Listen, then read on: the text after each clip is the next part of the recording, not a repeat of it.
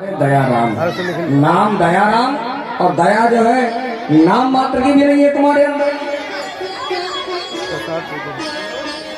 फिर आगे बढ़े, क्या देखा, एक व्यक्ति को चार लोग अपने साथ में लिए जा रहे थे। तो उन्होंने पूछा है भैया ये जिनका स्वर्गवास हो गया है इनका क्या नाम था? लोगों ने कहा इनका नाम था अमरनाथ। विचार किया, नाम अमरनाथ, मर गए, समझ में नहीं आया। लौट आए घर। अगर घर लौट आए तो पत्नी ने कहा क्यों नाम बदलाए? तो बोले कहा नाम के चक्कर में ना पड़ो। क्यों? हमारा जो भोपा नाम है ठीक है, अरे कम से कम कोई अर्थ तो है उसका। नहीं तो हमने देखा है, हम देख के आए हैं, दयाराम बकरा कसम धनपति मांगे भीख, अमरनाथ है मर गए ते भोपानी। दयाराम बकरा काट रहे, अमरनाथ मर गए, गणपत भीख मांग रहे हैं। इससे अच्छा हमारा जो नाम ये भोपा है ठीक है, कोई ना कोई कम से कम अर्थ तो है। गर्गाचार्य ने कहा नाम तो रखना ही चाहिए। नंद बाबा ने कहा फिर बाबा नाम आप ही रख दो। गर्गाचार्य जी बोले कहा देखो हम हैं यदुवंशियों के कुल पुरोहित गुरु, और अगर मैं तुम्हारे बच्चों का नाम रखूंगा तो फिर कंस को शंका हो जाएगी, इसलिए मैं नाम तो रखूंगा लेकिन कोई उत्सव मत करना। अरे नंद बाबा ने कहा उत्सव से हमको क्या लेना देना, आप तो बस नामकरण संस्कार करो महाराज। श्री गर्गाचार्य जी महाराज के कहने पर नंद बाबा ने तुरंत आदेश लगाया। यशोदा मैया ने अपने बालक को तैयार कर लिया, रोहिणी माता ने अपने बच्चे को तैयार कर लिया, और दोनों माताएं अपने अपने बालकों को लेकर के गर्गाचार्य जी महाराज के सामने चली। तो यशोदा मैया ने रोहिणी माता से कहा, ए बहना, हमने इस बाबा का बड़ा नाम सुना है, हमने सुना है ये बाबा बड़ा ज्ञानी है, तो क्यों नाम थोड़ा इसका परीक्षण करें। तो माता यशोदा और रोहिणी माता ने परीक्षा लेने के लिए क्या किया, अपने अपने बालकों को बदल लिया महाराज। रोहिणी के बच्चे को यशोदा ने ले लिया और यशोदा के पुत्र को रोहिणी माता ने ले लिया। तो बच्चे बदल बदल करके आपस में आकर के संत के सामने बैठे, और यशोदा मैया मुस्कुरा करके बोली बाबा रखो नाम। जैसे गर्गाचार्य जी महाराज ने देखा, एक दृष्टि डालते ही पहचान गया। बाबा बोले ए यशोदा, अयम ही रोहिणी पुत्रो रमयन् स्वहृदय गुणैः, आख्यासेत राम इति बलाधिक्यं बलं विदुः। बोले महाराज ए यशोदा, तेरी गोद में जो ये रोहिणी का पुत्र है, अयम ही रोहिणी पुत्र रमयन् स्वहृदय गुण, ये बड़ा ही गुण वाला होगा, बड़ा ही बलिष्ठ होगा। आख्या से राम इति, हम इसका नाम रख रहे हैं राम, लेकिन ये बल में बहुत ज्यादा होगा, इसलिए लोग इसे बलराम भी कहेंगे। गर्गाचार्य जी कहते हैं एक नाम हम इसका रख रहे हैं संकर्षण। माता यशोदा ने कहा बाबा संकर्षण का मतलब? तो श्री गर्गाचार्य जी कहते हैं ये दो माताओं का पुत्र है। पहले तो देवकी के उदर में आया, और फिर देवकी के उदर से खींच करके ये रोहिणी के उदर में डाला गया, इसलिए हम इसका नाम संकर्षण रख रहे हैं। माता यशोदा ने मन ही मन प्रणाम किया गर्गाचार्य जी महाराज को। महाराज आप बड़े ज्ञानी हो, महाराज हमारे बच्चे का क्या नाम रखोगे? बाबा देख करके भगवान की तरफ मुस्कुराए, तो भगवान ने इशारा किया देखो बाबा नाम ही रखना, ज्यादा पोल पट्टी मत खोलना। तो गर्गाचार्य जी बोले ए यशोदा, इनके सब नाम बताने में शारदा स्वयं सकुचारी, सब नाम बताने में शारदा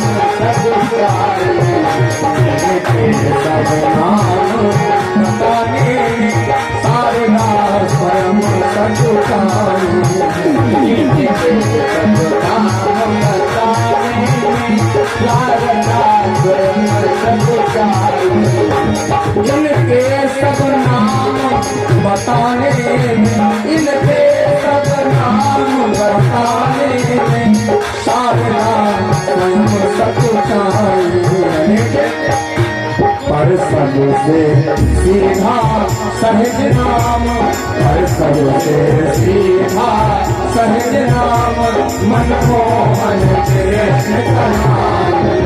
हर सबसे सीधा सहज नाम, मनमोहन कृष्ण का नाम।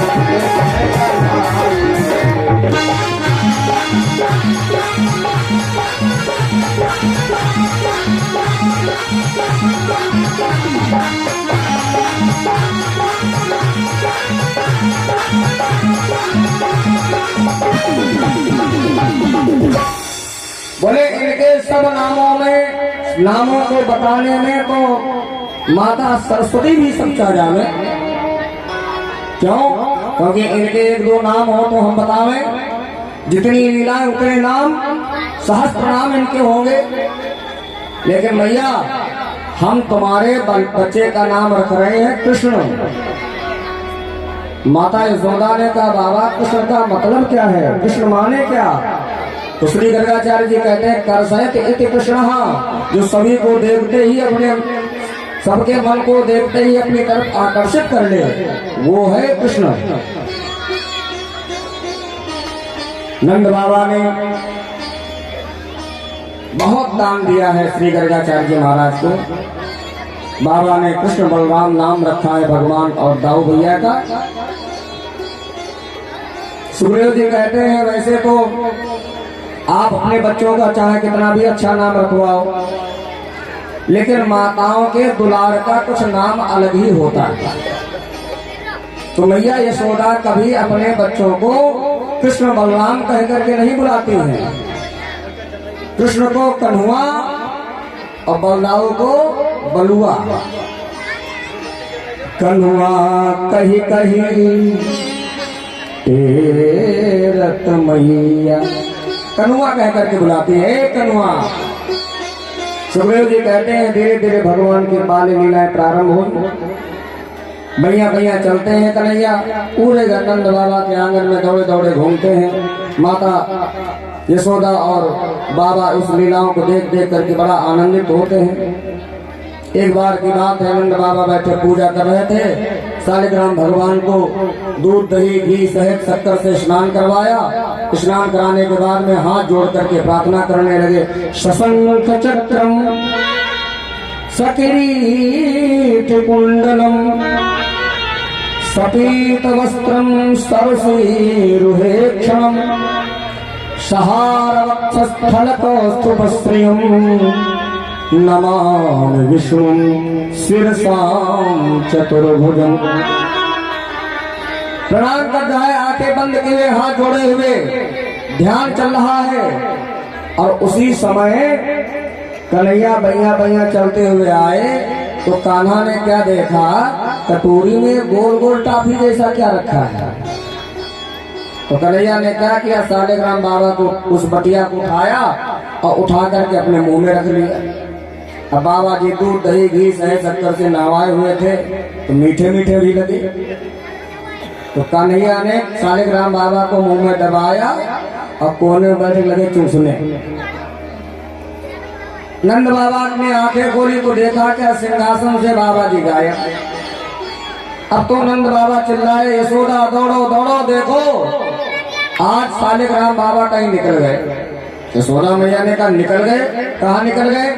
माता यशोदा दौड़ी दौड़ी आई तो देखा क्या कन्हैया कोने में बैठे को चूस रहे हैं। तो माता ने क्या किया, दोनों गालों को पकड़ा और दोनों उंगलियों से ऐसे करके दबा दिया। और जैसे दबाया तो शालिग्राम बाबा की जो बटिया मुंह में रखे चूस रहे थे वो खट से बाहर गिरी। माता ने दो चांटे खींच खींच के मारे। पागल, तूने तो भगवान को मुंह में रख लिया।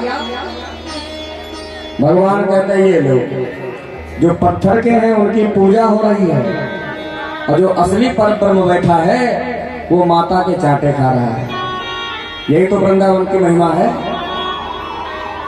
वृंदावन धाम की जय हो। श्री सुखदेव जी कहते हैं परीक्षित, धीरे धीरे भगवान थोड़ा और बड़े हो गए। अब भगवान दो पैरों से चलने लगे, मतलब खड़े होकर के चलने लगे। कालेन प्रजताल्पेन गोकुले राम केशवो जानुभ्याम सह पाणिभ्याम रिंगमाणो विजस्तुतः। खड़े होकर के चलने लगे भगवान। धीरे धीरे बोलना भी सीख गए, कुछ कुछ बोलते हैं तोतली भाषा में। एक दिन भगवान बैठे थे और बैठे ही बैठे माता की गोद में कन्हैया ने माता यशोदा को मैया कहा, मैया माँ। तब तक बाबा आ गए। बाबा को जैसे ही कान्हा ने देखा तो बाबा को देख करके बोले बाबा। दाऊ भैया को देखा तो दाऊ भैया को देख करके बोले भैया। अब जैसे इतना ये शब्द पहली बार माता ने आज कन्हैया के मुख से सुना कि पहली बार कन्हैया ने मुझे माँ कहा है, अब तो माता यशोदा के खुशी का ठिकाना नहीं है। मैया नाच रही है।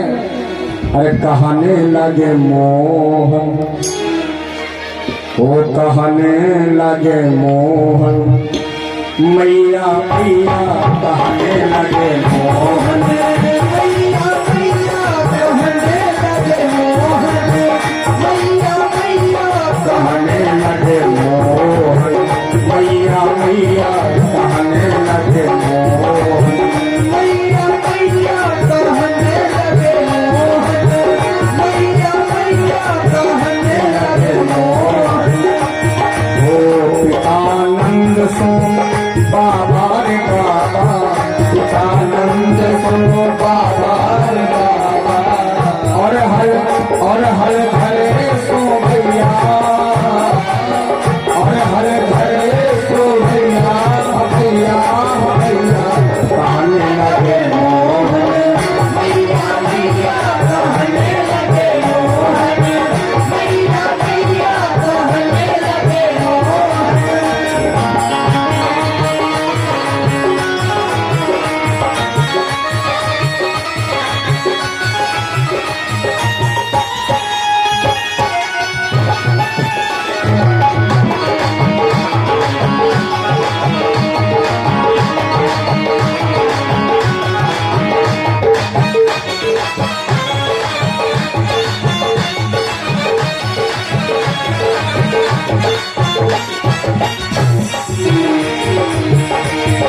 माता यशोदा बड़ा निगरानी रखती है श्याम की।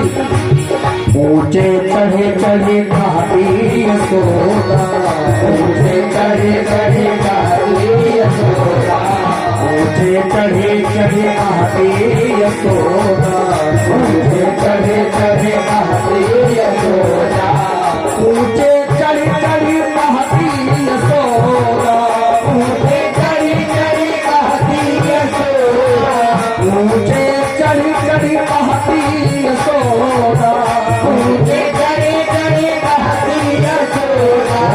लय लय लय लय नाम कन्हैया, लय लय नाम कन्हैया, कन्हैया कन्हैया कहने लगे मोहन, मैया मैया कहने लगे मोहन, मैया मैया कहने लगे मोहन। आनंद सो बाबा रे बाबा, आनंद सो बाबा रे बाबा, और हर घरे सो भैया, और हर घरे सो भैया, भैया भैया कहने लगे मोहन, मैया मैया कहने लगे मोहन, मैया मैया कहने लगे मोहन।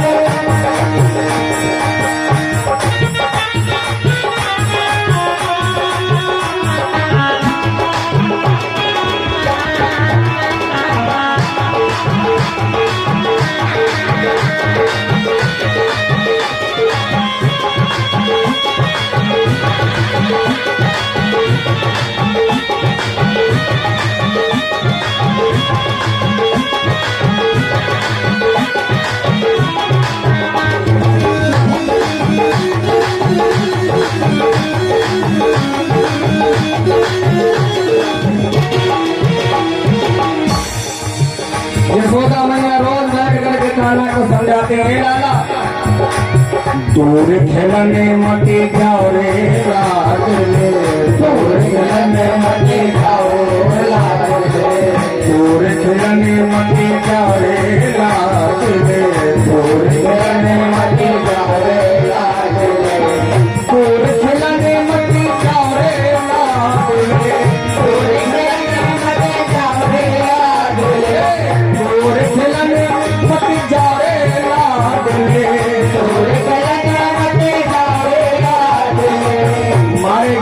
मारे गीता हूँ की गैया, मारे गीता हूँ की गैया, गैया गैया कहने लगे, मैया मैया कहने लगे मोहन, मैया मैया कहने लगे मोहन। ओ पितानंद सो बाबा पितानंद सो बाबा पितानंद सो बाबा पितानंद सो बाबा और हल भरे सो भैया, और हल भरे सो भैया, भैया भैया कहने लगे मैया मैया कहने लगे मोहन, मैया मैया कहने लगे मोहन।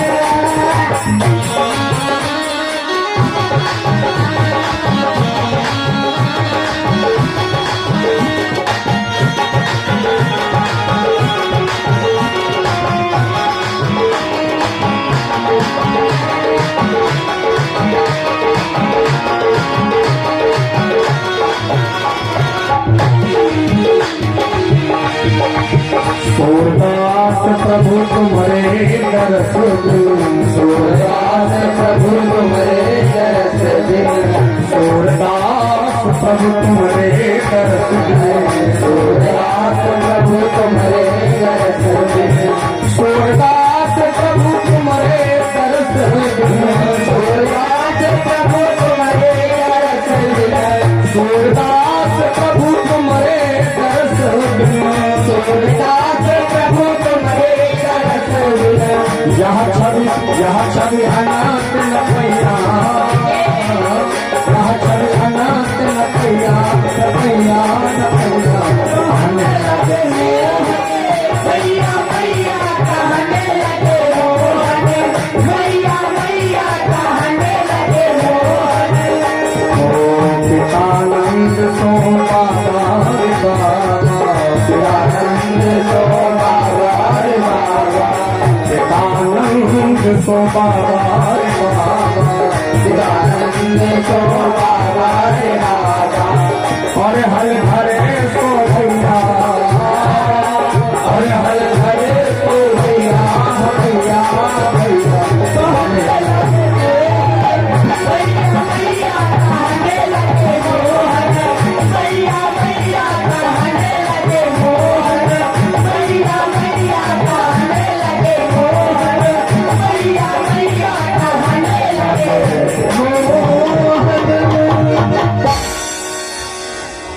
मैया मैया कहने लगे मोहन।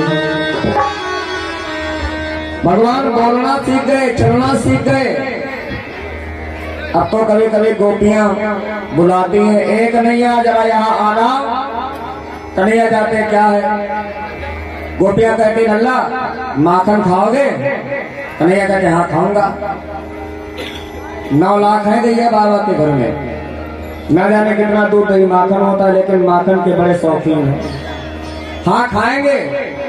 तो गोपियां कहती माखन खाना है तो फिर कुछ करना पड़ेगा, काम करना पड़ेगा, मेहनत करनी पड़ेगी। भगवान कहते क्या मेहनत करनी पड़ेगी? तो गोपियां कहती हैं गोबर हमारा डालना पड़ेगा। भगवान बोले लाओ, कहाँ है गोबर? तो गोपियां क्या करती हैं, छोटी सी डलिया थोड़ा सा गोबर रख करके सर पे उठा रख देती, जाओ डाल के आओ जाकर। अब वो कन्हैया गोबर डाल के आते, अब खिलाओ माखन। तो गोपियां क्या करती हैं, उसी गोबर से थोड़ा गोबर लेती हैं, अब गाल पर एक लाइन बना देती है, एक डलिया डाली, एक कटोरी पकड़ी, और डालो और मिलेगा। दोपहर तक गोबर ढोते रहे। तो गोपियों ने क्या किया, पूरे मुंह में जो है लाइन बना बना करके पूरा जो है मुंह गोबर गणेश कर दिया। और जब हिसाब किताब का नंबर आया तो शाम की समझ में आया कि कितनी कटोरी हमारी हुई। तो कान्हा बोले हे गोपी यहीं पर बैठना, यशोदा मैया से जाकर के अभी गिनवा करके हिसाब किताब पक्का करवा के आते हैं। भगवान आए मैया के पास में, माता ने देखा कि पूरा मुंह ही गोबर से सौंधा हुआ है।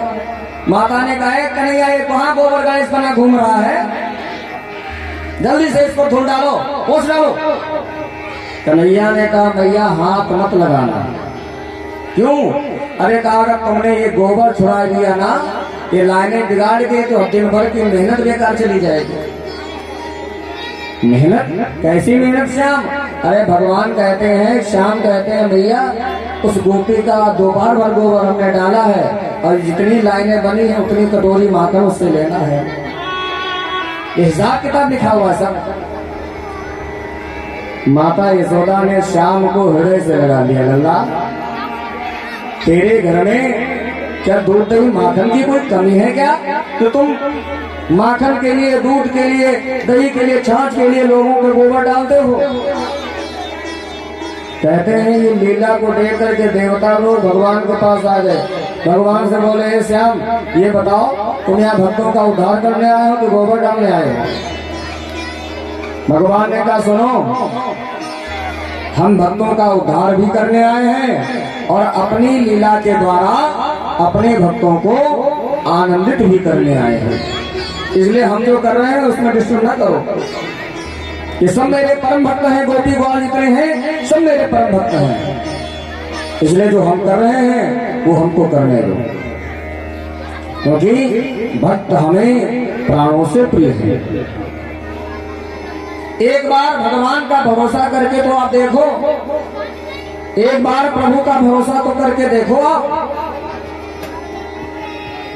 लेकिन हमारे जीवन का जो अहम है ना, हमारे जीवन का अहम हमें भगवान पर भरोसा करने नहीं देता है। और सत्यता तो ये है कि जब तक जीवन में अहंकार रहेगा तब तक जो है हम भगवान पर भरोसा नहीं कर पाएंगे। और भगवान पर अगर भरोसा हो गया तो भगवान कहते हैं कि फिर हम अपने भक्तों की कहीं पर पीठ लगने भी नहीं देते हैं, उनकी लज्जा को जरूर बचाते हैं। देखिए जिस समय दुशासन द्रौपदी को सभा में खींच करके ले गया और दुर्योधन ने कहा इस द्रौपदी को निर्वस्त्र करके मेरी जंघों पर बिठा दो, तो गोपी द्रौपदी ने विचार किया कि इस दुशासन की क्या औकात है जो हमारे साड़ी में हाथ लगा दे। क्यों? अरे विचार किया इस सभा में शेर जैसे 5-5 पति मेरे बैठे हैं, भीष्म पितामह, द्रोणाचार्य, कृपाचार्य, बड़े बड़े संत इस सभा में बैठे हैं और उनके सामने इसकी इतनी धृष्टता, इतनी औकात कि ये हमें मेरे पल्लू में हाथ लगा देगा, मेरे साड़ी में हाथ लगा देगा। लेकिन हंस करके दुर्योधन ने जैसे ही ये कहा कि निर्वस्त्र करके मेरी जंघों पर बिठा दो, 1 मिनट नहीं लगाया दुशासन ने झपट करके साड़ी को पकड़ लिया। जब साड़ी को पकड़ लिया तो आज देखो द्रौपदी जो है वो समझ गई है, द्रौपदी समझ गई। पांडव जितने थे वो सब जो है सर झुकाए हुए